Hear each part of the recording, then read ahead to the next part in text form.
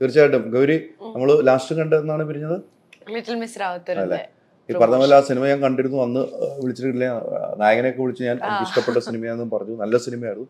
വേണ്ടത്ര നമുക്ക് സ്ക്രീനിൽ അല്ലെങ്കിൽ തിയേറ്ററുകളിൽ നിന്നും റെസ്പോൺസ് കിട്ടാതെ വന്ന ഒരു പ്രശ്നമാണ് അത്. ചില സിനിമയ്ക്ക് ബ്രീത്തിങ് സമയം തിയേറ്റർ ഉടമകൾ തരാത്തതാണ്. നമ്മുടെ കയ്യിലല്ലല്ലോ, പലതും നമ്മുടെ കയ്യിലല്ല.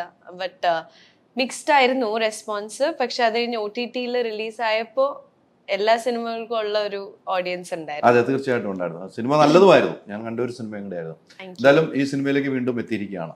എങ്ങനെയുണ്ട് ഈ സിനിമ? കഥയൊക്കെ കേട്ട് കഴിഞ്ഞപ്പോൾ? കഥയാണ് ഞാൻ ഈ സിനിമ എടുക്കാനും, ചിലവർ ചോദിച്ചു ഇതിൽ ലീഡ് അല്ല. പക്ഷെ ഞാൻ ഈ ഒരു സിനിമ അപ്രോച്ച് ചെയ്യേണ്ടത് നമ്മൾ അങ്ങനെയല്ല. ഇപ്പൊ ലാൽ സാർ പറഞ്ഞ പോലെ തന്നെ ഇതൊരു കൂട്ടായ്മ പോലെ എല്ലാവർക്കും അവരുടേതായ ഒരു സ്പേസ് നൽകുന്ന ഒരു കഥയാണിത്. ഇതിൽ ഞാനൊരു ആശാ വർക്കറായിട്ടാണ് അഭിനയിക്കുന്നത്. അത് തന്നെ എനിക്കൊരു ഭയങ്കര ഇൻസ്പയറിംഗ് ആയിട്ടുള്ളൊരു ഫിഗർ ആണ്. ബിക്കോസ് ഒരു ആശാ വർക്കർ ആരാണെന്ന് എനിക്ക് അറിഞ്ഞുകൂടായിരുന്നു. എനിക്ക് കോവിഡ് വന്നപ്പം നാട്ടിൽ ഞാൻ ക്വാറന്റീൻ ആയിരുന്നപ്പോൾ അപ്പോഴാണ് ആശാ വർക്കർ പച്ചക്കറി തരുന്നു, പിന്നെ മരുന്ന് നമ്മുടെ ഡോർ സ്റ്റെപ്പിൽ കൊണ്ടുവരുന്നു. അപ്പൊ ആ സമയത്താണ് ആശാ വർക്കർ ആരാണെന്ന് ഞാൻ തന്നെ മനസ്സിലാക്കിയത്. അപ്പൊ അങ്ങനെ ഒരു കഥ അത്രയും എന്റർടൈനിങ് ആണ്. പക്ഷെ ആ ഒരു വൺ ലൈനിൽ തന്നെ നമ്മളെ ഹുക്ക് ചെയ്യാൻ പറ്റിയ ഒരു എലിമെന്റ് ഉണ്ട് ഈ കഥയിൽ. അപ്പൊ നിസാമയ്ക്കാണ് എന്നെയും ആദ്യം വിളിച്ചതും. ഞാൻ കഥ കേട്ടപ്പോഴും ഞാൻ ഭയങ്കര ഇന്നായി അപ്പൊ തന്നെ. പിന്നെ ടോട്ടൽ ആസ് എ പാക്കേജ് എനിക്ക് തോന്നുന്നു എല്ലാവരുടെയും കൂടെ അഭിനയിക്കാനും, ലാൽ സാറിനെ പോലെ ഒരു എക്സ്പീരിയൻസ് ഡയറക്ടറും, വിനീത് ഉണ്ട്, ഷെല്ലി ചേച്ചി, അങ്ങനെ ഞാൻ ഭയങ്കരമായിട്ട് എൻജോയ് ചെയ്തു. നോർത്ത് കേരള, ഞാൻ ഇവിടെ വൈക്കം സ്വദേശിയാണ്. അപ്പൊ എനിക്ക് നോർത്ത് കേരളയായിട്ട് അത്ര എക്സ്പോഷർ ഇല്ലായിരുന്നു. അപ്പൊ ആ സ്ലാങ് പിടിക്കുന്നതും, അപ്പൊ അങ്ങനെ എനിക്ക് തോന്നുന്നു പേഴ്സണലി കുറച്ച് ചാലഞ്ചിങ് ആയിരുന്നു. ഞാൻ എൻ്റെ ജീവിതം ഒരു സിറ്റി ലൈഫ് അല്ലാതെ ശരിക്കൊരു നാടൻ ക്യാരക്ടർ, അത് മാത്രമല്ലാതെ നമ്മൾ അത്ര കാണാത്തൊരു നോർത്ത് സൈഡ് ഉണ്ടല്ലോ. അപ്പൊ അങ്ങനെ ഞാൻ ഭയങ്കരമായിട്ട് എൻജോയ് ചെയ്തൊരു സിനിമയാണ്. I am very excited. തീർച്ചയായിട്ടും ഒത്തിരി സിനിമകൾ ചെയ്തു, തമിഴിലാണെങ്കിലും ഒത്തിരി സിനിമകൾ ചെയ്തു, മലയാളത്തിലും സിനിമകൾ ചെയ്തു വരികയാണ്. നമുക്ക് ഈ മലയാളത്തിൽ നിന്നും വേണ്ടത്ര ഒരു ശ്രദ്ധ കുറഞ്ഞു പോകുന്നോ ഗൗരി എന്നൊരു നടിയിലേക്ക് മറ്റുള്ള ഡയറക്ടർമാരും അല്ലെങ്കിൽ മറ്റുള്ള പ്രൊഡ്യൂസർമാരും ശ്രദ്ധ കുറഞ്ഞു പോകുന്നു എന്ന് തോന്നുന്നുണ്ടോ? അങ്ങനെ എനിക്ക് തോന്നുന്നില്ല. എനിക്ക് തോന്നുന്നു അത് ഞാൻ ചെയ്യുന്ന വർക്ക് അനുസരിച്ച് പോലും ഇരിക്കും. ഇപ്പൊ അനുഗ്രഹീതൻ ആന്റണി കഴിഞ്ഞിട്ട് എന്നെ നോട്ടീസ് ചെയ്യാൻ പറ്റിയ ഒരു ക്യാരക്ടർ അല്ലെങ്കിൽ ഒരു സിനിമ ഇതുവരെ വന്നിട്ടില്ല.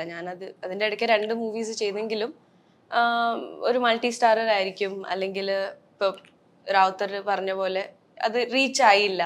അപ്പൊ ഒരിക്കലും അവരെന്നെ നോട്ടീസ് ചെയ്തില്ല എന്ന് എനിക്ക് അങ്ങനെ ഒരു ഫീലിംഗ് വന്നിട്ടില്ല.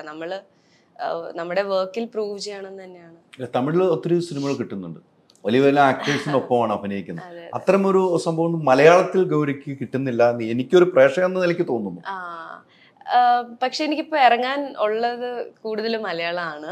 എനിക്ക് തോന്നുന്നു ഈ ഒരു വർഷം ഒരു 3-4 മലയാളം റിലീസസ് ആണ് എനിക്ക്. ഇപ്പൊ ഒരു ഈക്വൽ സ്റ്റാൻഡിലാണ് തമിഴും മലയാളവും. ഇനിഷ്യലി വിജയ് സാറിന്റെയും ധനുഷ് സാറിന്റെയും കൂടെയുള്ള സിനിമകള് അതിനെ കുറിച്ചാണ് തോന്നുന്നു പറയുന്നത്. അത് കഴിഞ്ഞിട്ട് എനിക്ക് ഇപ്പൊ ഒരു ഈക്വൽ, ഇപ്പൊ പലവരും ചോദിക്കും മലയാളമാണോ കൂടുതൽ ചെയ്യുന്നതെന്ന് അവിടെ ചോദിക്കുന്നത്. അവിടെ നീങ്ക കേരള പോയിട്ടില്ലാന്ന് ചോദിക്കും, തിരിച്ചും ചോദിക്കും. അതുകൊണ്ട് രണ്ടും ബാലൻസ് ചെയ്യുന്നെങ്ങനെയോ. ഈ ലാൽ ജോൺ സാറിനൊക്കെ ഈ ലൊക്കേഷൻ വെച്ചാണ് പരിചയപ്പെടുന്നത്. അതെ അതെ അല്ലേ? എന്തുകൊണ്ട് നേരത്തെ ഈ കൈകളിൽ എത്തിയില്ല? അത് അങ്ങോട്ട് ചോദിക്കണം, എനിക്ക് ആ ഭാഗ്യം കിട്ടിയില്ല. ഗൗരി ചെറിയ കുട്ടിയാണ്. ഇപ്പൊ ഞാൻ ബാലതാരമായിട്ടാണ് ഓർക്കുന്നത്, അല്ലെങ്കിൽ ചെറിയ കുട്ടിയായിട്ട് അഭിനയിച്ച സിനിമയാണ് ഓർക്കുന്നത്. അപ്പൊ ഇതിലേക്കുള്ള സ്വിച്ച് വളരെ പെട്ടെന്നാണ്. പിന്നെ എല്ലാത്തിനും അതിൻ്റെതായിട്ടുള്ള സമയമുണ്ട്. ഗൗരിയുടെ സമയം വരും, ഗൗരിയുടെ സമയം വന്നു കഴിഞ്ഞു. ഇനി സിനിമകൾ ഇറങ്ങി ഭാരത് സർക്കാർ ഉൽപ്പന്നമൊക്കെ ഇറങ്ങി കഴിയുമ്പോൾ ഗൗരിനെ നന്നായിട്ട് ആളുകൾ ശ്രദ്ധിക്കും, മറ്റു ഡയറക്ടേഴ്സ് കൂടുതൽ ശ്രദ്ധിക്കും. ലാൽ ജോസ് സാറും ശ്രദ്ധിക്കുന്നതാണ് പറഞ്ഞത്. ഞാൻ അവിടേക്ക് ഇട്ട് തരുവാണ്, നിങ്ങളായിക്കോണം.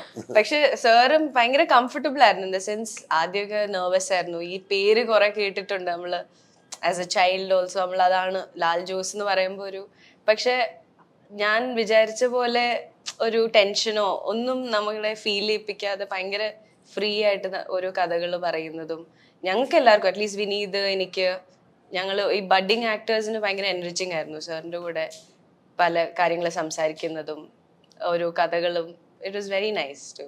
തീർച്ചയായിട്ടും. ലാൽജു സാറേ ഈ പറയുന്ന പോലെ ഒത്തിരി സിനിമകളായി. സാറിൻ്റെ സിനിമകളെല്ലാം നമുക്ക് പ്രേക്ഷകർക്ക് ഇഷ്ടപ്പെടുന്ന സിനിമകൾ. അടുത്തിറങ്ങിയ സിനിമകളൊക്കെ നമുക്കറിയാം. ചില സിനിമകൾ പരാജയപ്പെടുന്നു, സിനിമകൾ വിജയിക്കുന്നു.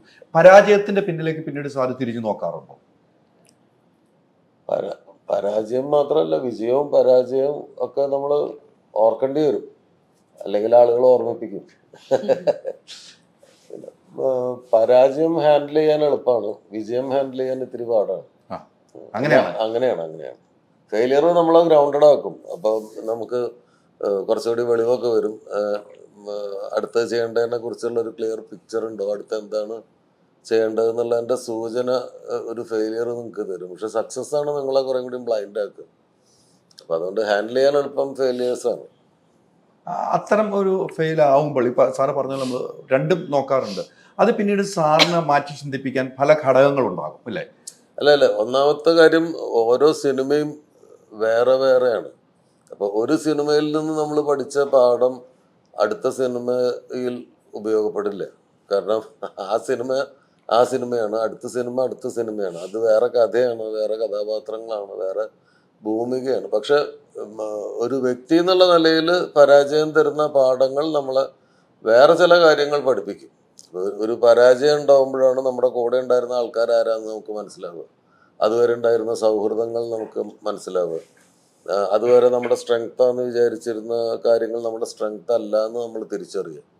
അപ്പം അത്തരം തിരിച്ചറിവുകളാണ് പരാജയങ്ങൾ തരിക. അല്ലാതെ ഒരു ചെയ്ത സിനിമ പരാജയപ്പെട്ടു, അതിൽ ഈ തിരക്കഥ ഈ ഏരിയയിൽ ഒരു ചെറിയ പ്രോബ്ലം ഉണ്ടായി, അല്ലെങ്കിൽ ഈ കഥാപാത്രം കാസ്റ്റിംഗ് തെറ്റായിപ്പോയി, അല്ലെങ്കിൽ ആ സീൻ എഴുതിയത് ശരിയായില്ല, അല്ലെങ്കിൽ ഇത് ഡയറക്റ്റ് ചെയ്ത് ശരിയായില്ല എന്നുള്ളത് മനസ്സിലാവും. പക്ഷെ അത് മനസ്സിലായതുകൊണ്ട് നമുക്ക് പിന്നെ അത് കറക്റ്റ് ചെയ്യാൻ പറ്റില്ല. അത് കഴിഞ്ഞു.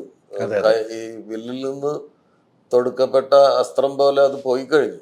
അപ്പം പുതിയ അമ്പെടുത്ത് വില്ല് കൊലയ്ക്കുക എന്നുള്ളതല്ലാതെ അതിൽ കഴിഞ്ഞതിൻ്റെ വലിയ പാഠങ്ങളൊന്നും ഇതിൽ. പുതിയ അമ്പും പുതിയ ലക്ഷ്യമാണ്. അല്ല, സാറ് പറഞ്ഞ ഒരു പോയിന്റാണ് എനിക്ക് പെട്ടെന്ന് സംസാരിച്ചപ്പോൾ. ആരായിരുന്നു എൻ്റെ കൂടെ നിന്നിരുന്നത്, അവരെ നമുക്ക് തിരിച്ചറിയാൻ പറ്റുന്നു ഒരു പരാജയം വരുമ്പോൾ എന്ന്. അത് വലിയൊരു പോയിന്റാണ്. കുറ്റം പറയാൻ ഒത്തിരി ആളുകളുണ്ടാകാം. അല്ല, കുറ്റം പറയുന്നതോ നല്ലത് പറയുന്നതോ പുകഴ്ത്തുന്നതോ അതിലേതാ നല്ലത് ഏതാ തെറ്റെന്നൊന്നും പറയാൻ പറ്റില്ല. കുറ്റം പറയുന്നത് തെറ്റായ കാര്യമൊന്നുമല്ല, പുകഴ്ത്തുന്നത് പലപ്പോഴും തെറ്റായിട്ടുള്ള കാര്യമാണ് താൻ. മനസ്സിലായില്ലേ? അപ്പോൾ തിരിച്ചറിവ് എന്ന് പറയുന്നത് വിജയമായാലും പരാജയമായാലും അടുത്ത പരിപാടിയിൽ കോൺസെൻട്രേറ്റ് ചെയ്യുക, ഫോക്കസ് ചെയ്യുക, മുന്നോട്ട് പോവുക എന്നുള്ളതാണ്.